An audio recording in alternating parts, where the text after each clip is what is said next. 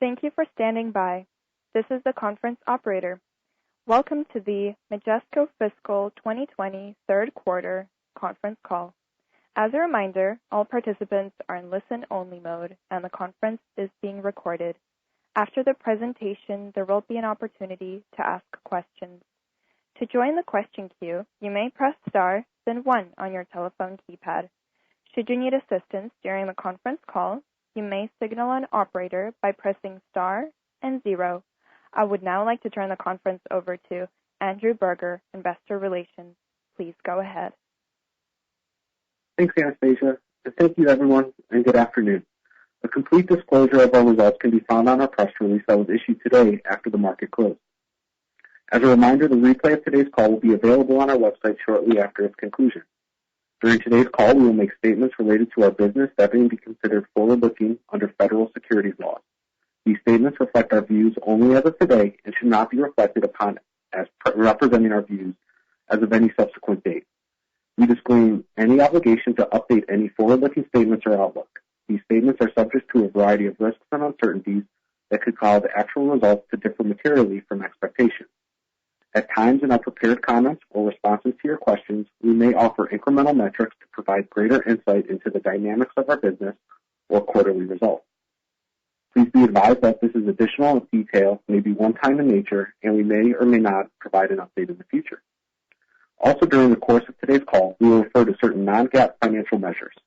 A reconciliation schedule showing GAAP versus non-GAAP results has been provided in our press release that was issued today after the market closed. Hosting the call today are Adam Elster, Majesco CEO, and Wayne Locke, CFO. At this time, I'll turn the call over to Adam. Adam, please go ahead. Thanks, Andrew, and good evening to everyone on today's call. We are very pleased with our third quarter results as they reflect ongoing momentum of our business and increasingly better execution regarding our strategy. Overall revenue for the quarter was $37.2 million with adjusted EBITDA of $5 million. We continue to see an acceleration in our overall cloud business, and cloud subscription revenue grew over 39% year over year. This is in direct relation to our cloud wins as well as our reduced project implementation timelines.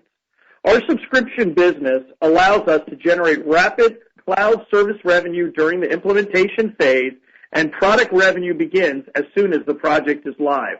The cloud subscription revenue then continues to increase over time in line with continued adoption and direct written premium volume. Overall, our recurring product business now represents more than 40% of our total revenue, and the product business growth has more than offset the continued decrease of on-premise services. Once again, we were very pleased with new sales in Q3, and our 12-month backlog continues to climb and is now at a record almost $102 million. Some of our new wins leveraging Majesco's cloud insurer platform include a Tier 1 global insurer who will implement Majesco billing globally, a Tier 3 carrier focused on charitable communities that will implement the full Majesco P&C suite of policy, billing, and claims for its North American business, including a broad spectrum of commercial products. We also had several multi-year renewal commitments, a Tier 2 insured carrier who renewed their commitment for an additional 5 years, a very large Tier 1 insured carrier who continued to expand their Majesco billing across their entire enterprise. We also had a large Tier 1 carrier renew its commitment to our P&C suite for an additional 3 years. And today, we had an additional Tier 1 insurance company who committed to our billing product globally. And just like in Q2, we were excited to have 9 customers go live. Highlights include CCMSI, a large privately held third-party administrator, is live on Majesco Policy and Billing for P&C and our data analytics platform. Arch Insurance Group implemented Majesco Billing for P&C on our cloud insurer in 7 months. And our first digital-first customer, Burns & Wilcox, went live this quarter. Other major highlights of the quarter include IT Group which named Majesco the top best-in-class vendor in the PNC Policy Administration Matrix Report. We also hosted our 12th annual Product Council meeting in November, where more than 100 customers and partners attended in person. Last week, I was thrilled to announce the acquisition of Inspro Technologies, a U.S.-based software leader in the LNA market. The addition of the Inspro team will only help to strengthen and expand Majesco's depth in voluntary group and worksite benefit markets, enabling successful digital transformation journeys for insurers. They have a very strong list of top-tier insurance customers, and this acquisition continues to advance our strategy and focus with our partners, specifically Capgemini. Cap has selected Majesco's LNA Cloud platform as their standard platform, and at the same time, they have a very large TPA business that currently runs on Inspro's technology. As focused as we are on selling direct to insurance company, many use TPAs, third-party administrators, to manage their back-end business. This is an important route to market for us moving forward. Lastly, many of you have been asking for more detail regarding the timelines and go-live launch material on the IBM MetLife project. In mid-December, MetLife held their annual Investor Day, and they shared extensive collateral about their commitment to the project and the business. It is all publicly available through the investor website, MetLife Investor Relations. Overall, I am very pleased with the quarter, and it continues to validate our strategy as more and more companies are looking to Majesco to help them grow their businesses by leveraging modern cloud-based solutions. And with that, I'll turn it over to Wayne. Thank you, Adam, and good evening to everyone. Majesco's transition to a product-focused company successfully continued through the third quarter of fiscal 2020, and I am pleased to summarize our financial results as we continue to experience positive revenue and profitability trends across key performance metrics of the business. Leading things off, our total revenue for the quarter was $37.2 million, generating an adjusted EBITDA of $5 million. Total number of cloud customers is now 63, generating cloud-based revenue for the third quarter of $16.3 million and comprised 43.8% of the total revenue for the quarter. This is an increase of 8.5% over the same period last year. Cloud subscription revenue for the third quarter grew 38.6% year over year and 31.1% for the 9 months ended December 31st, 2020. As a percentage of revenue, the cloud subscription revenue stood at 16.5% in Q3 fiscal 2020 compared to 12.3% in Q3 last year. Majesco's 12-month order backlog as of December 31st, 2019 was $101.7 million, which was up 19.1% from the $85.4 million reported on December 31st, 2018. Now for some specifics on the financials for the third quarter of fiscal 2020. First, the revenue details. Revenue for the third quarter ended December 31st, 2019 was $37.2 million, up 3.8% year over year. The increase in revenue is primarily on account of an increase in subscription revenues with projects going live and new business addition in PNC. Revenue for the 9 months ended December 31st, 2019 was $108.5 million, up 4.1% year over year.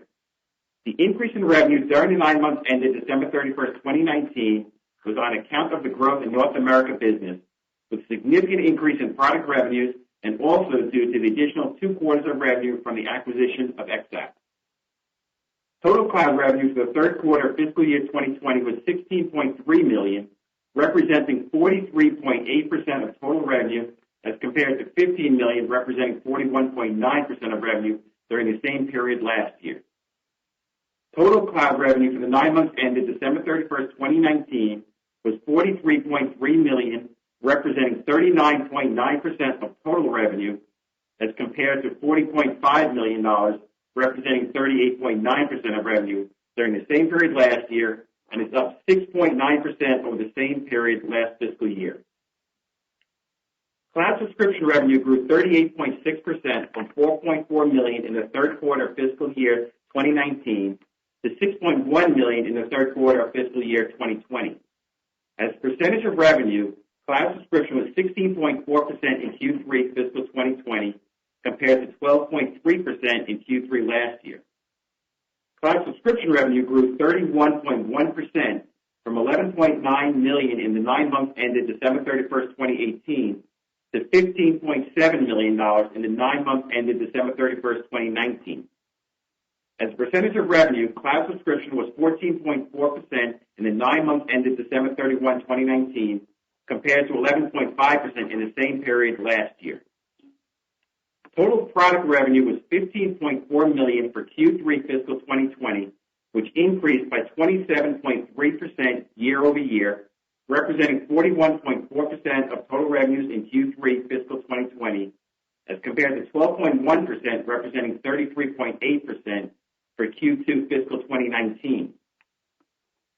Total product revenue was $45.6 million for 9 months ended December 31st, 2019, representing 42% of total revenue for the 9 months ended December 31, 2019. Our geographic mix of revenues was relatively consistent as North America, EMEA, and APAC represented 89.3%, 5.7%, and 5% respectively for Q3 2020, and 84.1%, 9.9%, and 6% respectively for Q3 2019. In terms of business split, P&C represented 76.9%, life and annuity represented 22.8%, and non-insurance was 0.4% of our Q3 2020 total revenue, and 67.7%, 31.7%, and 0.6% respectively for Q3 2019. The decrease in life and annuity business as a percentage of revenue was due to a reduction in implementation revenue as a major customer prepares to go live in this current fiscal year. In terms of client concentration, our top customer this quarter represented 6% of revenue, while the top 5 constituted 21.7%, and the top 10 constituted 36.1% of the Q3 2020 total revenue, and 11.6%, 27.9%, and 40.6% respectively for Q3 2019. Turning to profitability and other expenses. During the quarter ended December 31st, 2019, gross margins were 48% compared to 48.9% in the quarter ended December 31st, 2018. The year-over-year decrease in margin was mainly on account of inflationary impact to the business and investments being made to scale the business. During the 9 months ended December 31st, 2019, gross margins were 49.2% as compared to 48.8% for the same period ended December 31st, 2018. SG&A for the third quarter of fiscal 2020 was $10 million compared to $10.3 million for the third quarter of fiscal 2019. SG&A for the 9 months ended December 31st, 2019 was $31.7 million compared to $29.5 million for the 9 months ended December 31st, 2018. The increase in selling and general expenses was driven by the inclusion of the XX business, one-time expenses related to our customer conference, and the year-to-date impact of the new management roles and bandwidth created within the company. Product development expenses for the third quarter of 2020 was lower at $4.7 million as compared to $4.9 million for the third quarter of 2019. This is in line as we continue to enhance our cloud and digital offerings. Product development expenses for the 9 months ended December 31st, 2019 was $14.6 million as compared to $14.4 million for the 9 months ended December 31st, 2018. The company continues to invest in R&D based on the product roadmap. The continued investment is maturing our products to being sold more out-of-the-box solutions. Adjusted EBITDA for the third quarter ended December 31st, 2019 was $5 million, or 13.4% of revenue as compared to an adjusted EBITDA of $4.8 million, or 13.5% during the third quarter ended December 31st, 2018. This increase is directly related to higher revenue. Adjusted EBITDA for the 9 months ended December 31st, 2019 increased to $12.9 million, or 11.8% of revenue as compared to an adjusted EBITDA of $12.6 million, or 12.1% during the 9 months ended December 31, 2018. Net income for Q3 fiscal 2020 was $3.9 million, or 9 cents per diluted share, as compared to net income of $1.7 million, or 4 cents per diluted share in the same period last year. Net income for the 9 months ended December 31st, 2019, increased to $6.1 million, or 14 cents per diluted share, as compared to net income of $5.4 million, or 14 cents per diluted share in the same period last year. Majesco's balance sheet as of December 31st, 2019, continues to reflect a significantly debt-free company. The company is generating cash sufficient to fund operations with a total cash and cash equivalents and short-term investments at $45.5 million as of December 31st, 2019, compared to a total cash, cash equivalents, and short-term investments of $14.5 million at December 31st, 2018. Our cash balance provides us with significant flexibility to invest in growth-producing opportunities. DSOs was at 101 days at December 31st, 2019.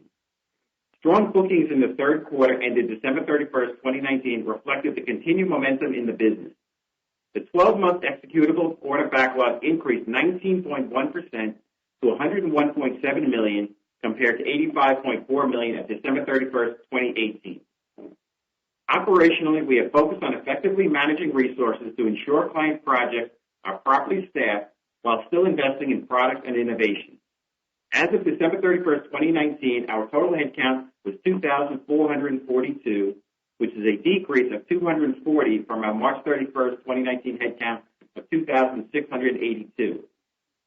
Overall, the quarter and the year-to-date financial results demonstrate strong results across all key metrics, including revenue growth in key product lines, customer acquisitions, cloud-based metrics, margin expansion, order backlog growth, and positive operating cash flow. I'll now pass it back to the operator to open the call for questions. Thank you very much, and we appreciate your continued interest in Majesco. Thank you. We will now begin the question and answer session.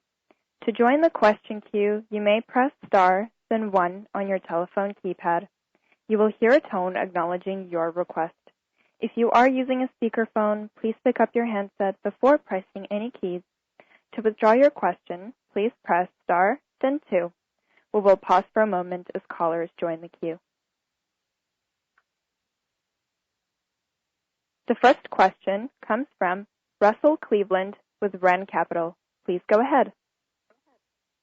Thank you so much for the good numbers here. You all are making a lot of progress. My question is around the Inspro technology, some indication of the size of the company, and also I noticed that they specialize in life and annuity, which has never, been a big part of our business, and maybe we're getting into that. So, question around that acquisition and where we're going in the life and annuity markets. Great. Hey, Russell, it's Adam Elster. Thanks for the question. I appreciate you calling in, and really good question. So as many are aware of, a large portion of our business for years has been around our property and casualty business and that product line.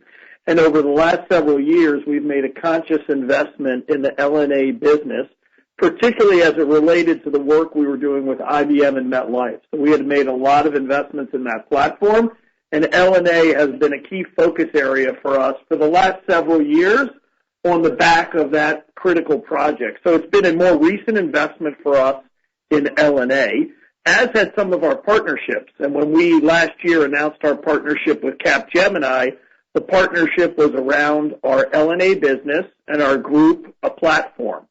And what they had decided was this was a platform for their go-to-market with us, which was excellent. In the course of understanding the business and the go-to-market, what was interesting to us is that there is a large business around third-party administrators, of which Capgemini is one. So Capgemini is a third-party administrator for many well-known insurance companies, and they have been using the technology from Inspro to run that business. And they have a good group of customers, real name brand customers running that. And it was a real great opportunity for synergy in us. that we were able to gain a group of individuals who've been running that business for a long time, so they have extensive knowledge in L&A and group. And it's a platform that not only will we be able to maintain their technology platform, but we can also build long-term roadmaps for those customers so they choose to move to a cloud platform, and as we sign on new customers with Capgemini around the TPA. So it was a great synergy for us. Their business is, roughly it's in the mid-teens and millions annually in revenue. I think I'm not sure the date when they announce results. They're a public company. So do you know, Wayne, the date when they announce? They have until, I think, April to do it. So it's in the mid-teens, mid-million in revenue, and they'll be announcing their fiscal year results pretty shortly. So we were excited. We think, they're located in Philadelphia, so it's geographically, it's only about an hour and a half from our offices. Great synergy with Capgemini. Great TPA business, which is something we believe could go to market. So I think there's a lot of win-wins and a great team who have, extensive L&A experience, which hasn't been, we've had less depth in that than we do in P&C.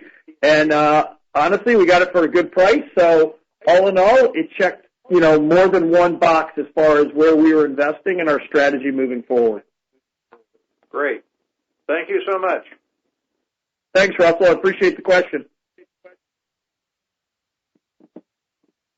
This concludes the question and answer session.